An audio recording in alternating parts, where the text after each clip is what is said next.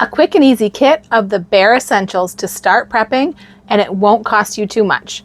For yourself or a loved one, do this today.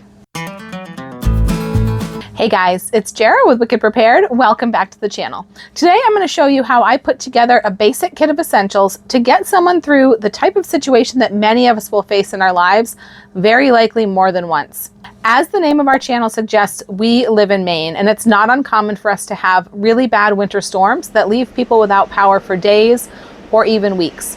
We get nor'easters and ice storms that cause extensive damage, and depending on where you live, it can take a while for power to be restored. We have a video on the channel about the historic ice storm of '98, so if you want to check that out, I'll link it down below. During that storm, some people remained without power for as long as 3 weeks. You may not have ice storms in your neck of the woods, but no matter where you live, we could all experience an extended power outage caused by something, whether it's a hurricane, or tornado, or an earthquake, or any number of man-made events. So we all need to be prepared, but it always shocks and alarms me how many people still aren't prepared with even a few basic necessities. This really hit home a few weeks ago when we had a pretty bad snowstorm here in Maine. Yes, it was April, but it's not super unusual for us to have a spring snowstorm like that. Blizzard conditions, heavy wet snow and ice, they were calling for widespread power outages. We were prepared. As you can imagine, we're pretty well prepared for just about anything.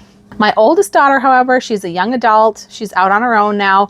And many of you know how it can be with those young adult children. They roll their eyes and scoff at our prepping. Maybe they even tell us we're crazy. Pretty often, they have no interest in preparedness themselves. They just don't see why they could possibly need that kind of stuff.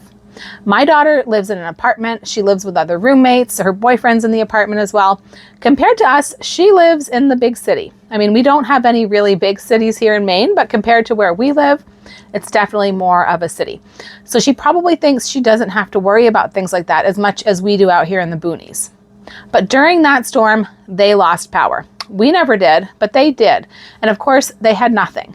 They did have some food, but they had no way to cook it. She and her boyfriend got hungry, so they decided to head out into the storm and try to travel to someone's house who had power so they could cook their meal. They hadn't gotten too far when they witnessed someone else on the road wrap their vehicle around a power pole due to the bad driving conditions. Thankfully, the other motorist survived the accident, and also thankfully, that scared my daughter and her boyfriend enough that they turned around and went back to their powerless apartment. But that was enough for me to say, okay, that's what you're getting for your birthday. So I'm putting this kit together for them, and like I said, it's just the bare essentials, just what they need to stay warm and fed for a few days if they should find themselves in a similar situation again in the future. This could be considered a 72-hour kit, but honestly, when I put together a 72-hour kit, I would add some more things in addition to what I'm putting in this kit. It really is the bare essentials. I don't want to overwhelm them, especially where they're in an apartment right now, but I just want to put them in a little bit of a better situation and hopefully inspire them to be a little more preparedness minded in the future themselves, and just maybe take the initiative to build on this themselves. So let's get into it right now, and I'll show you what I've included in this kit. So I'm going to start right over here with this butane stove, because remember, their biggest issue was not being able to cook their food. But before I talk about the stove, I am going to start right here with this. I add these to a lot of different kits because I think this is really a crucial thing to have in an emergency anytime that you might be using alternative appliances and alternative fuels like these. Even though we are using appliances that are considered safe to use indoors, you just never know. And carbon monoxide poisoning kills a lot of people during times like this. So this is just a basic carbon monoxide detector. You want it to be battery operated, and you want it to have a digital display. This is so you can see if the levels start to rise at all, and you can kind of get ahead of the situation and be proactive and fix it if you see the levels start to rise, as opposed to just waiting to hear an alarm when they're already at a dangerous level. So this basic carbon monoxide detector is pretty inexpensive, and I think it's really important to have right with your emergency items. And this one does include batteries, so we're all set there.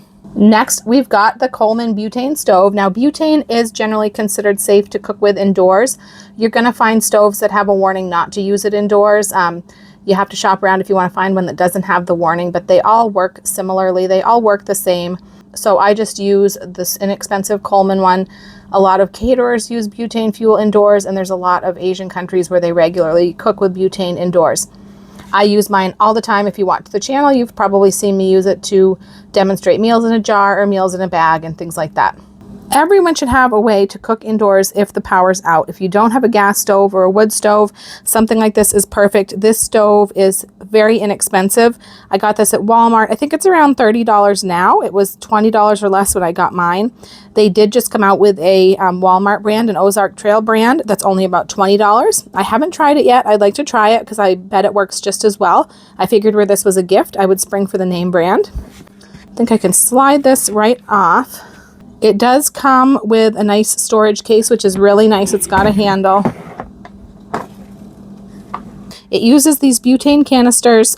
They're easy to install into the stove. These are safe to store and they can store for a very long time.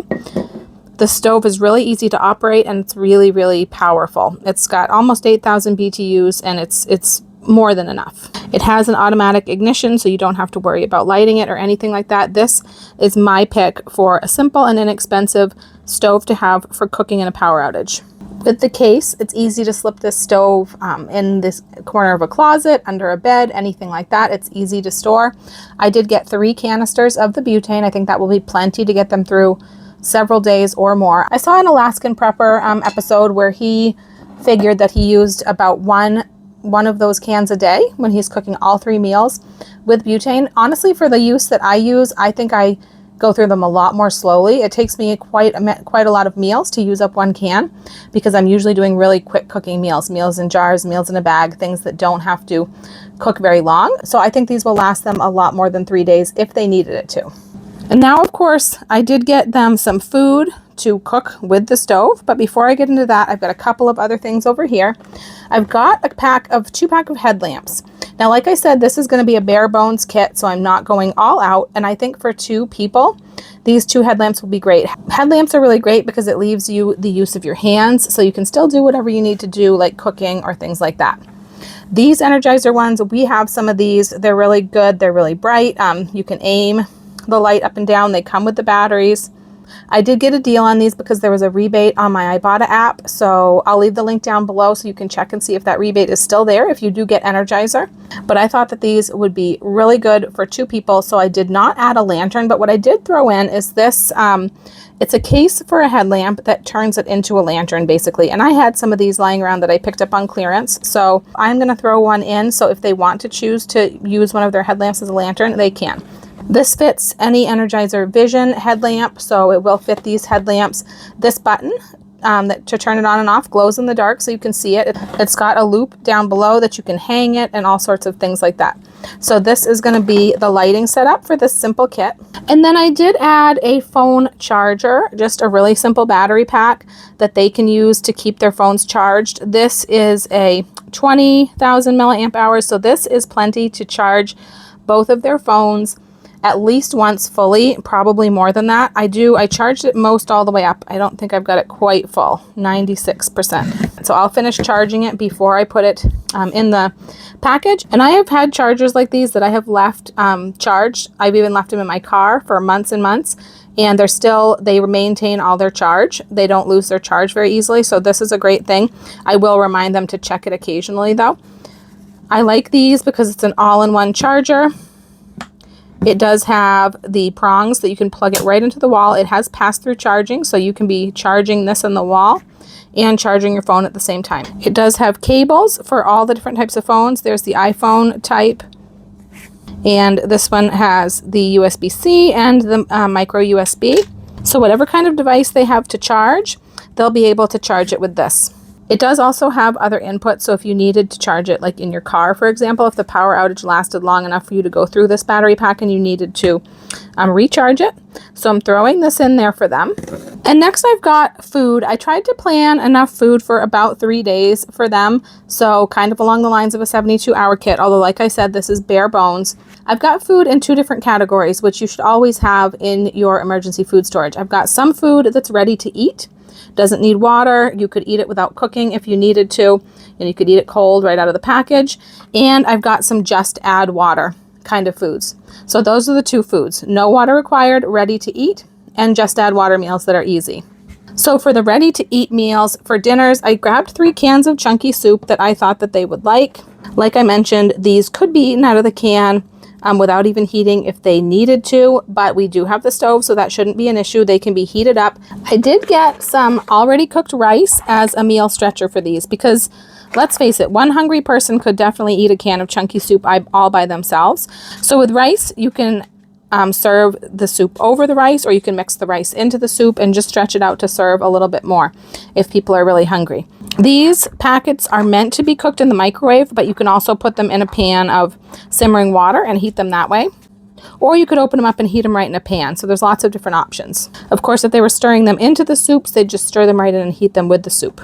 So that was what I got for dinners for ready to eat. So for dinners that are not already ready to eat, I got them a couple of pouch style, backpacking style emergency meals that are dinners. So I've got a chicken spinach Alfredo that I know they'll like, and a creamy beef with rotini pasta that I think they'll like as well. These are nice sized, you know, there's 2 hearty servings. They say 3 servings, but you can definitely serve 2 out of these pouches. So this is going to be perfect for them. Just add water, boiling water, and let them set for 10-15 minutes, and the meal's ready to eat. I got them 2 dinners like that. I'm also including this insulated lunchbox that I use. This is a trick that I use to when I make meals like that. I pour the water in and then I put them right in the lunchbox and seal it up. And that helps hold the heat in to make sure that they stay hot, especially if it's a winter power outage and it's maybe cold inside the house, you know, in the ambient temperature where you are cooking and preparing your meal. You want to keep that heat in to make sure that the meal stays warm and that's going to be hydrated all the way through. It's going to absorb all that water. So I think I'm actually going to stick the meals right inside of this bag and have this as one package in the kit. Now, if you didn't want to do the backpacking style emergency meals and you wanted to stick to an even lower budget, you could do things like these Knorr mixes. Of course, these are a little bit different. They are going to have to be cooked on the stove rather than just have the boiling water added. And be careful with these because some of these are going to require additional ingredients. So just be cognizant of what they require. Like this one requires milk. This one does not. They all call for oil or butter, but that can be left out, or people usually have, you know, some cooking oil in their house that they keep in their home. So this is just a different budget option you can do. Now, definitely we could do much healthier meals, but we wouldn't be able to keep it to as low of a budget. So I am not going to include the Knorr meals with mine, but what I am including is this box of curry couscous mix, because this is similar to the other meals in that it only needs boiling water. It doesn't actually need to be cooked. All you have to do is bring the water to a boil, mix in this this package, and let it cover it and let it set for 5 or 10 minutes, and it's done. So this is what I'm including in mine. My family all likes this flavor a lot, and it's enough for 2 people for sure, and it's super easy to prepare. Now, if you wanted to add some protein into something like the Knorr mixes or the couscous, you could use a pouch of chicken like this, or you could use a can of chicken. This is Tyson. It's what I happen to have on hand, but they also have Walmart brands, so you can do it even cheaper. I'm not going to use the pouch chicken. What I'm going to include is, this is part of the gift for my daughter because I just had this conversation with her the other day. She sent me a picture of a recipe she had made and said it came out really good. And I said, oh, I could make that into a meal in a jar. And she said, yeah, I was just asking how you do the freeze-dried chicken because I hate working with raw chicken, she said. She said she doesn't like touching the raw meat and she ends up throwing half of it away because it looks sus, which I guess is hip young person speak for suspicious. So I said, aha, you're finally starting to get it. That is one of the things I love about using the freeze-dried is that I don't have to touch raw meat and there's no waste. So this is going to be something that I'm going to throw in this kit, but I'm going to tell her about it so she can open it up and try it right away if she wants. And then she could also throw some in with a mix like this if she wanted to add some protein to it. So that's my 3 Just Add Water dinners, and they can choose whatever they want to do. They can either do these or they can do those. If they can't for some reason use the stove and they can't heat anything, they can use the ready to eat. Or they could kind of have both for different options, so they could actually stretch this out for more than 3 days if they needed to, or if they happen to be really hungry. So that's dinners. For lunch, I went super simple. I just grabbed 6 of these chicken salad with crackers. It's not a real hearty meal, but it's something that is going to get them by, get them through, and it's something that I know they'll like, and it's easy. So I grabbed some of those, and I also grabbed a pack of these crackers because I know they like these too. So that's really simple lunch. And then for breakfast, I also have a couple of different options. My ready to eat option is going to be cereal. And when I was picking out cereal, I've noticed this at a few different stores, so I don't know if it's just a coincidence, but the Honey Nut Cheerios always seems to have the longest expiration date of the cereals in the store. So this has a year left on it, and it'll last longer than a year. But I try to put foods in that are going to last at least a year so that you don't have to rotate things out too frequently. But I know that most people like Honey Nut Cheerios. It's a pretty healthy cereal. So I thought this was a good choice with some milk. Now what I'm going to use for milk is some powdered instant milk, because I was thinking of using one of these, which you can get at the Dollar Tree. So if you want to go a little bit more budget, you can throw in one of these from the Dollar Tree. But I was just thinking where they're just 2 people, if they open this up and they don't use it all up and they don't have power for refrigeration, then they might have some go to waste. So I thought with the instant milk powder, they'd be able to mix up just exactly what they need, whether it's for cereal or whether it's for, something else that they need it for. And then for cooked breakfast options or warm breakfast options, because I thought as long as they have the stove, it would be really nice to have some warm options. So I did throw in a small box of pancake mix from the Dollar Tree. This is complete, so it's just add water, and it just takes a flash in the pan and you've got pancakes. So I got that. I also have this baggie here, which has, I put in a few little syrup packets for the pancakes. These are just things that I've saved from leftovers from, takeout or whatever. If you save packets, they're great for things like this, but you could also throw in a small bottle of syrup or like a thing of honey that they could drizzle on it, anything. I have some packets of maple brown sugar oatmeal. I have quite a few packets in here because I know that most, grown adults eat 2 packets for a serving at least. So that's another option for a warm breakfast that's just add water that they could have. Also in this packet, I put some instant cappuccino because I know they like the fancier coffees rather than just plain coffee. I put some hot cocoa packets. That can be comforting to have, especially if it's a cold weather power outage, if they're able to boil some water and have some cocoa.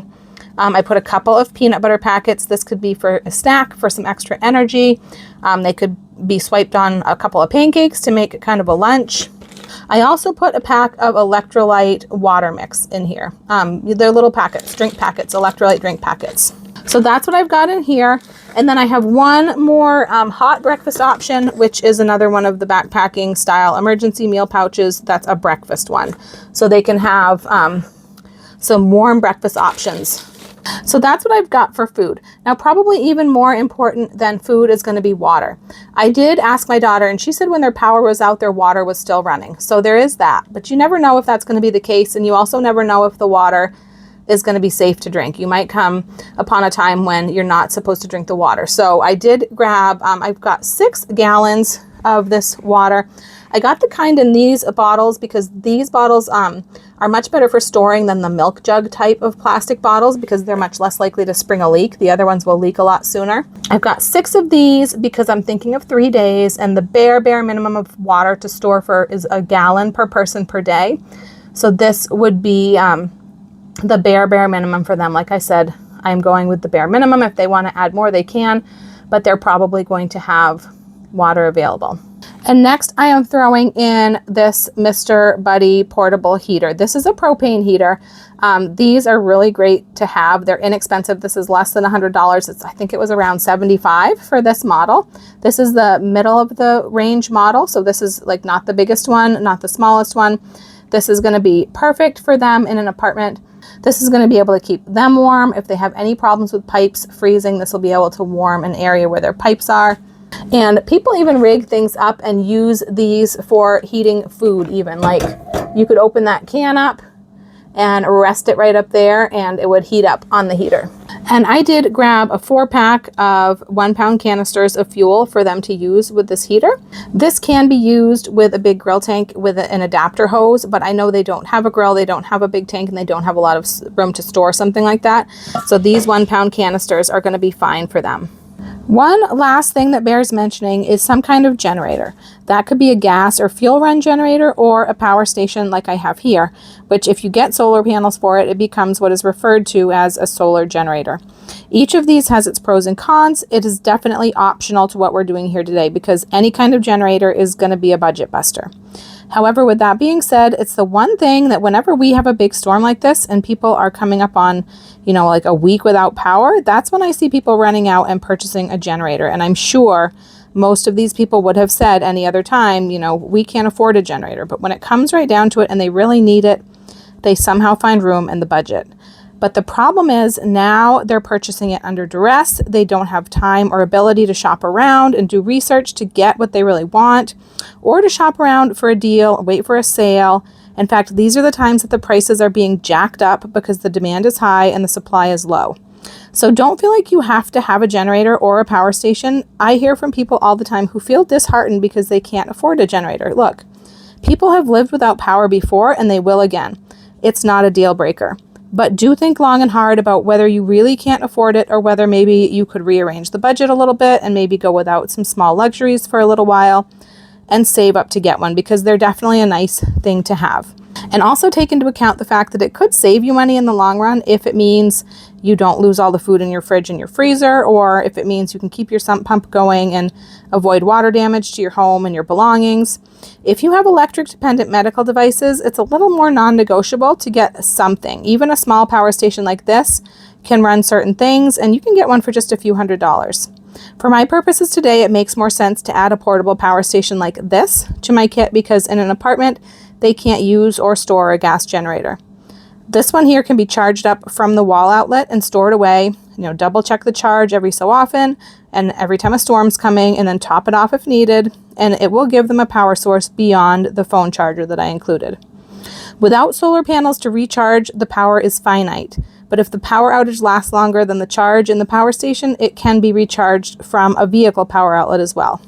I'll put links down below for what we have for generators and power stations, as well as everything else I've shown here today, in case you're looking to create a kit like this for yourself or someone you love. Let me know if there's someone in your life who could use a kit like this, and what else would you add to it for them?